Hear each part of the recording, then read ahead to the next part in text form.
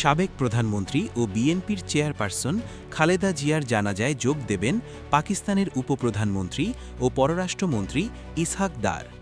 আজ মঙ্গলবার দুপুরে ঢাকায় পাকিস্তান হাইকমিশনের একটি সূত্র এই তথ্য নিশ্চিত করেছে।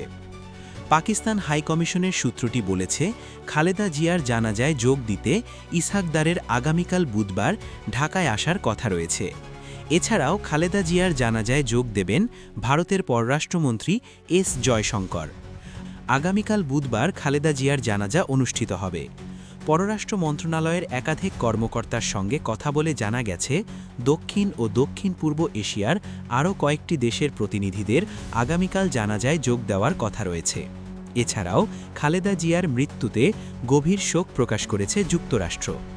আজ মঙ্গলবার সকাল 10:35 ঢাকার মার্কিন দূতাবাসের ভেরিফাইড ফেসবুক পেজে দেওয়া এক পোস্টে এই তথ্য জানানো হয়।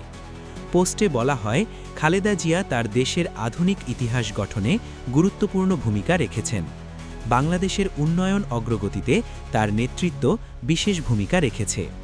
যুক্তরাষ্ট্র ছাড়াও ভারতের রাহুল গান্ধী, নরেন্দ্র মোদী, মমতা ব্যানার্জি, পাকিস্তানের প্রধানমন্ত্রী শাহবাজ শরীফ সহ আরও অনেকে।